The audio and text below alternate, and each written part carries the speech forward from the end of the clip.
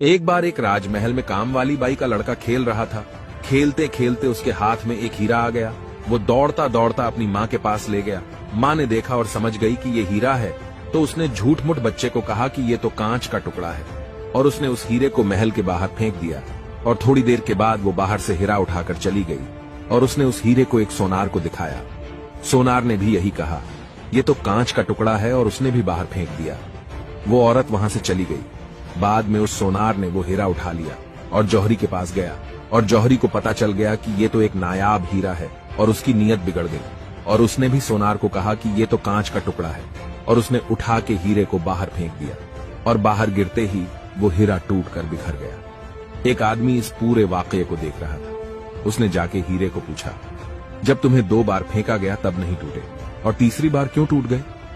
हीरे ने जवाब दिया, ना वो औरत मेरी कीमत जानती थी और ना ही वो सोनार। मेरी सही कीमत वो जौहरी ही जानता था, और उसने जानते हुए भी मेरी कीमत कांच की बना दिया, और मैं टूट के बिखर गया।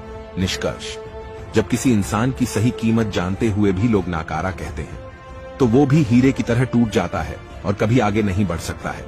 अगर कोई व्यक्ति अपने हुनर को निखारते हुए आगे बढ़ने की कोशिश करता है, तो उसका हौसला बढ़ाओ और सपोर्ट करो, और यह ना भी कर सको तो कम से कम हीरे को कांच बताकर तोड़ने का काम भी मत करो। हीरा खुद एक दिन अपनी जगह ले लेगा।